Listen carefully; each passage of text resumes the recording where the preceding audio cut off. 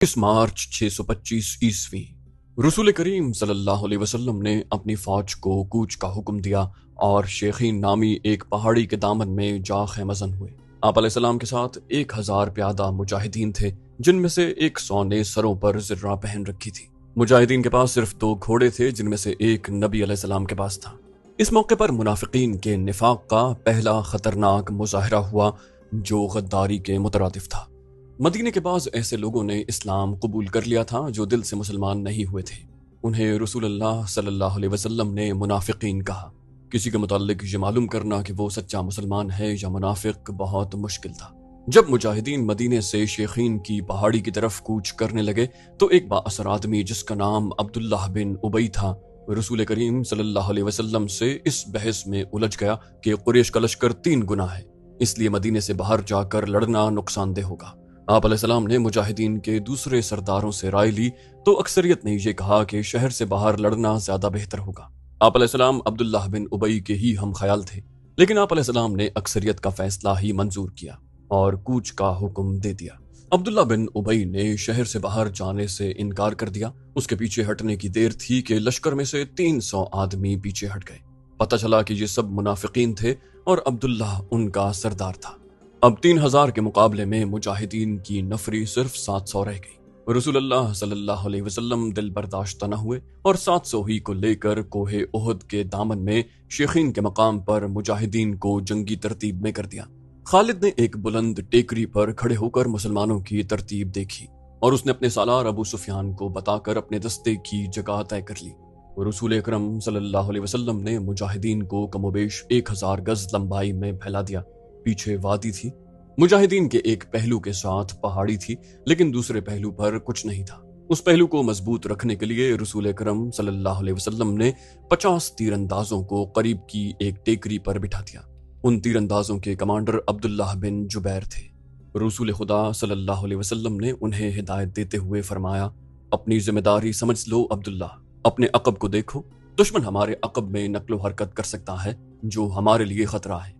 दुश्मन के पास घुड़सवार ज्यादा हैं, वो हमारे पहलू पर घुड़सवारों से हमला कर सकता है। अपने तीरंदाजों को घुड़सवारों पर मरकूज रखो, प्यादों का मुझे कोई डर नहीं। तकरीबन तमाम मुस्तनद मौर्रिखीन, जिनमें इब्न हिशाम और वाकिदी खास तौर पर काबिल जिक्र हैं, लिखते हैं कि रसूल करीम सल्लल्लाहु अलैहि वसल्लम ने अब्दुल्लाह बिन जुबैर को वाज़े अल्फाज में कहा था, हमारा अकब सिर्फ तुम्हारी बेदारी और मुस्तैदी से महफूज रहेगा। तुम्हारी जरा सी कोताही भी हमें बड़ी जिल्लत आमेज शिकस्त दे सकती है। याद रखो अब्दुल्लाह, अगर तुम दुश्मन को भागते हुए और हमें फतह याब होते हुए देख लो तो भी इस जगह से न हिलना। अगर देखो कि हम पर दुश्मन का दबाव बढ़ गया है और तुम्हें हमारी मदद के लिए पहुंचना चाहिए तो भी ये जगह न छोड़ना। पहाड़ी की ये बुलंदी दुश्मन के कब्जे में नहीं जानी चाहिए। ये बुलंदी तुम्हारी है, वहां से तुम नीचे इस तमाम इलाके के हुक्मरान होगे जहां तक तुम्हारे तीरंदाजों के तीर पहुंचेंगे। खालिद बिन वलीद ने मुसलमानों की तरतीब देखी और अबू सुफियान को बताया कि मुसलमान खुले मैदान की लड़ाई नहीं लड़ेंगे। अबू सुफियान को अपनी कसीर नफरी पर नाज था। वो चाहता था कि लड़ाई खुले मैदान में यानी लामहदूद महाज पर हो, ताकि वो अपने प्यादों और घोड़ों की अफराद से मुजाहिदीन इस्लाम को कुचल डाले। खालिद बिन वलीद को अपने बाप ने जंगी चालों की तरबियत बचपन से देनी शुरू कर दी थी। दुश्मन पर बेखबरी में पहलू या अकब से झपटना और दुश्मन को चक्कर दे देकर मारना, अपने दस्तों की तकसीम और उन पर कंट्रोल उसकी तरबियत में शामिल था, जो उसे बाप ने दी थी। उसने तजुर्बाकार सरदार की निगाहों से मुजाहिदीन की तरतीब देखी तो उसने महसूस किया कि मुसलमान फन्ने हर्ब के कमालात दिखा सकते हैं। अबू सुफियान अपनी फौज को मुसलमानों के बिलमुकाबिल ले गया। उसने घुड़सवारों को मुसलमानों के पहलुओं पर हमला करने के लिए भेजा। एक पहलू पर खालिद और दूसरे पर इक्रिमा थे। दोनों के साथ 100 घुड़सवार थे। तमाम घुड़सवारों का कमांडर अम्र बिन अलास था। प्यादों के आगे अबू सुफियान ने 100 तीरंदाज रखे। कुरैश का परचम तलहा बिन अबू तलहा ने उठा रखा था। उस जमाने की जंगों में परचम को दिल जैसी अहमियत हासिल थी। परचम के गिरने से फौज का हौसला टूट जाता और भगदड़ मच जाती। कुरैश ने जंग की इब्तिदा इस तरह की कि उनकी सफों से एक शख्स अबू आमिर फासिक आगे होकर मुजाहिदीन के करीब चला गया। उसके पीछे कुरैश के गुलामों की कुछ तादाद भी थी। अबू आमिर मदीने का रहने वाला था। वो कबीला औस का सरदार था। जब रसूल करीम सल्लल्लाहु अलैहि वसल्लम मक्का से हिजरत करके मदीना गए तो अबू आमिर ने कसम खा ली थी कि वो आप अलैहिस्सलाम को और तमाम मुसलमानों को मदीने से निकाल कर दम लेगा। उस पर एक बड़ी ही हसीन यहूदन का और यहूदियों के मालो दौलत का तिलिस्म तारी था। यहूदियों की इस्लाम दुश्मन कार्रवाइयां जमीन दोज होती थी। बज़ाहिर उन्होंने मुसलमानों के साथ दोस्ती और फर्माबरदारी का मुआहिदा कर रखा था। अबू आमिर उन्हीं के हाथ में कठपुतली बना हुआ था, लेकिन उन यहूदियों ने उसे कुरैश का दोस्त बना रखा था। अब मुजाहिदीन कुरैश के खिलाफ लड़ने के लिए मदीना से निकले तो अबू आमिर कुरैश के पास चला गया।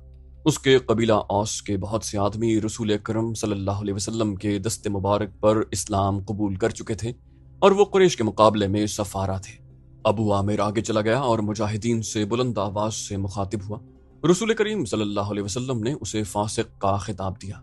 अबू आमिर फासिक ने कहा, कबीला औस के गैरतमंद बहादुरों, तुम मुझे यकीनन पहचानते हो, मैं कौन हूँ, मेरी बात गौर से सुन लो। वो अपनी ललकार पूरी न कर पाया था कि मुजाहिदीन इस्लाम की सफ से कबीला औस के एक मुजाहिद की आवाज गरजी, ओ फासिक बदकार, हम तेरे नाम पर थूक चुके हैं। खालिद बिन वलीद को वो वक्त याद आ रहा था। मुजाहिदीन इस्लाम की सफ से अबू आमिर और उसके साथ गए हुए गुलामों पर पत्थरों की बौछार शुरू हो गई थी। मौरिख लिखते हैं कि पत्थर बरसाने वाले कबीला औस के मुजाहिदीन थे। अबू आमिर और गुलाम जो मुजाहिदीन के पत्थरों की जद में थे, एक एक दो दो पत्थर खाकर पीछे भाग आए। यहूदी मदीना में बैठे लड़ाई की खबरों का इंतजार कर रहे थे। जिस यहूदन के तिलिस्म में अबू आमिर गिरफ्तार था, वो अपनी कामयाबी की खबर सुनने के लिए बेताब थी। उसे अभी मालूम न था कि उसके हुस्न जवानी के तिलिस्म को मुसलमानों ने संसार कर दिया है। अबू आमिर फासिक के इस वाक़े से पहले वो औरतें जो कुरैश के लश्कर के साथ गई थीं, लश्कर के दरमियान खड़ी होकर सुरीली आवाजों में ऐसे गीत गा रही थी जिनमें बदर में मारे जाने वाले कुरैश का जिक्र ऐसे अल्फाज में, ऐसी तर्ज में किया गया था कि सुनने वालों का खून खौलता और रोंगटे खड़े हो जाते। उन औरतों में से एक दो ने जोशीली तकरीर की सूरत में भी कुरैश के खून को गरमाया। औरतों को पीछे चले जाने का हुक्म मिला तो अबू सुफियान की बीवी हिंद ने एक घोड़े पर सवार होकर एक गीत गाना शुरू कर दिया। उसकी आवाज बुलंद थी और उसमें सोज भी था। तारीख लिखने वालों ने उस गीत के पूरे अशार कलमबंद नहीं किए। उन्होंने लिखा है कि यह गीत फहुश था, जिसमें मर्द और औरत के दरपर्दा ताल्लुकात का जिक्र था। अशार जो तारीख में आए हैं वो इस तरह है। इनमें जिस अब्दुद्दार का नाम आता है ये बनु अब्दुद्दार है। बनु उमैया उसी की एक शाख थी। बनु अब्दुद्दार कुरैश का बहुत ऊंचा खानदान था। वो बोली, अब्दुद्दार के सपूतों, हमारे घरानों के पासबानों, हम रात की बेटियां हैं।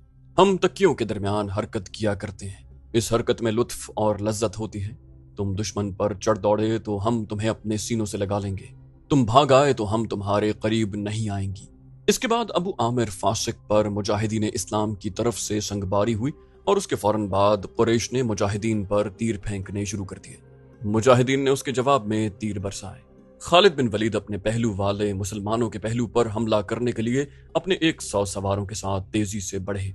उसे मालूम न था कि बुलंदी पर तीरंदाज छुपे बैठे हैं। उसके सवार बेधड़क चले आ रहे थे। रास्ता जरा तंग था। सवारों को आगे पीछे होना पड़ा।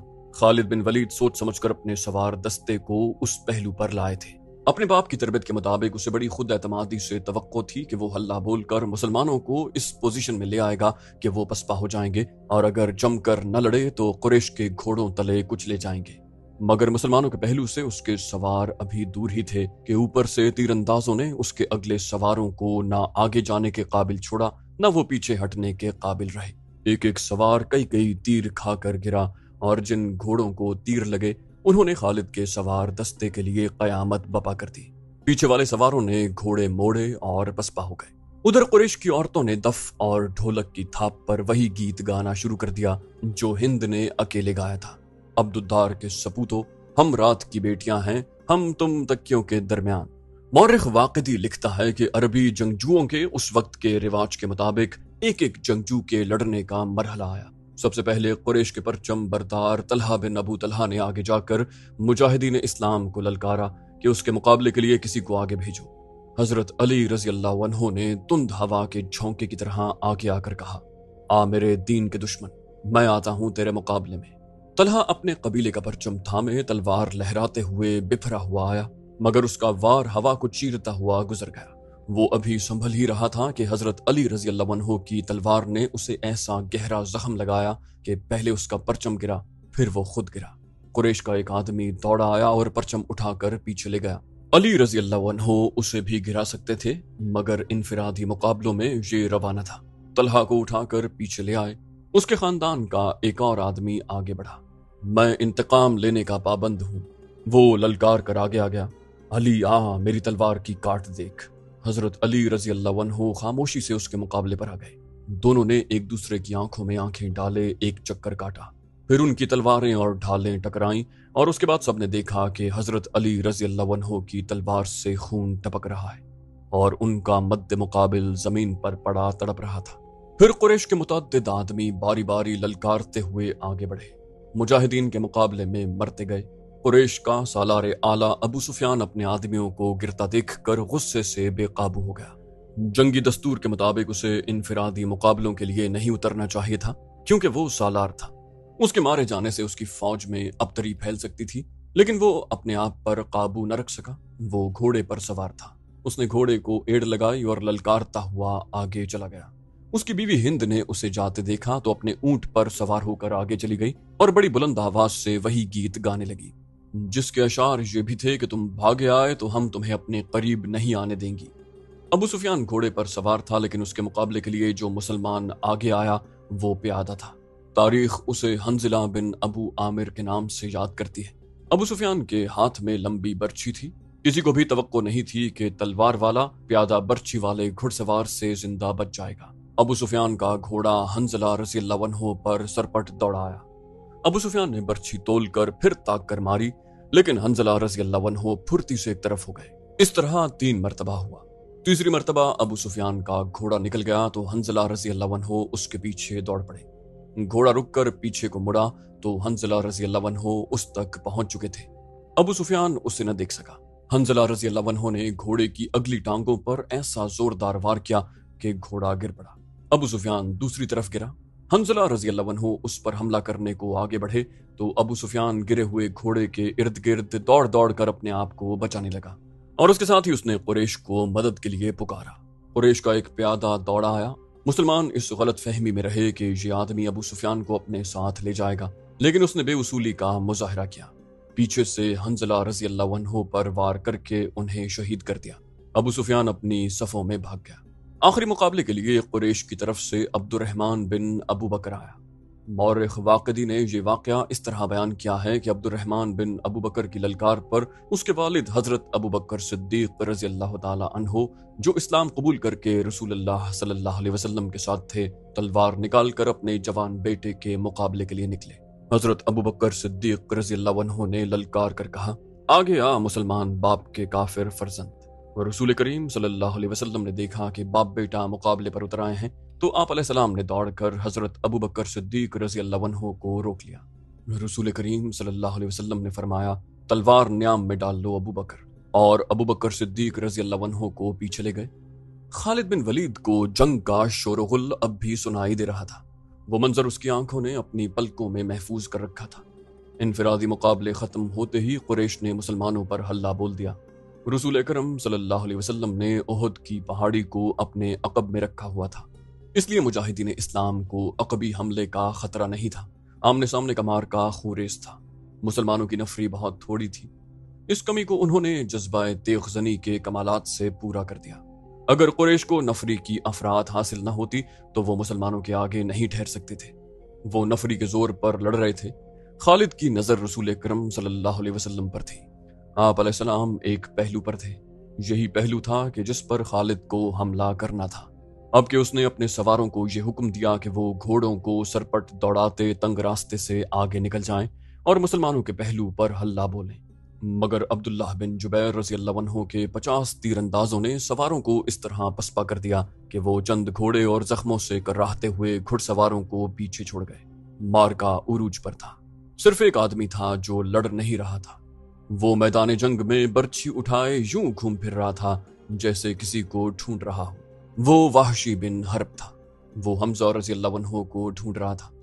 हमजा रज़ी अल्लाह अन्हु को कत्ल करने पर उसके लिए 2 इनाम थे। एक ये कि उसका आका उसे आजाद कर देगा, और दूसरा अबू सुफियान की बीवी हिंद के वो जेवरात जो उसने पहन रखे थे। उसे हमजा रज़ी अल्लाह अन्हु नजर आ गए।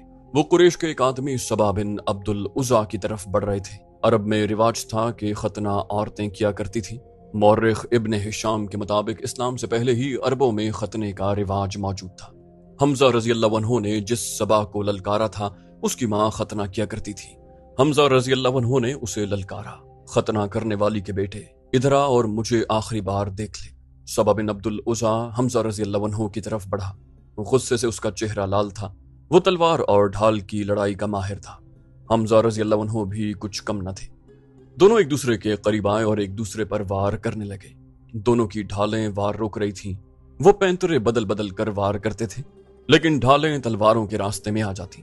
اس وقت وحشی بن حرب جھکا ہوا آہستہ آہستہ ان کی طرف بڑھ رہا تھا، اسے زمین اور جھاڑیوں نے اوٹ دے رکھی تھی۔ حمزہ رضی اللہ عنہ اپنے دشمن کی آنکھوں میں دیکھ رہے تھے، صبا کے سوا انہیں کچھ بھی نظر نہیں آ رہا تھا۔ وحشی ان کے قریب پہنچ گیا، برچھی نشانے پر پھینکنے کا وہ ماہر تھا۔ وہ اتنا قریب ہو گیا جہاں سے اس کی برچھی خطا نہیں جا سکتی تھی۔ وہ اٹھ کھڑا ہوا اور برچھی کو ہاتھ میں تولا، پھر اسے پھینکنے کی پوزیشن میں لایا۔ حمزہ رضی اللہ عنہ نے صبا پر یک کے بعد دیگرے تیزی سے 2-3 وار کیے۔ آخری وار ایسا پڑا کہ حمزہ رضی اللہ عنہ کی تلوار صبا کے پیٹ میں اتر گئی۔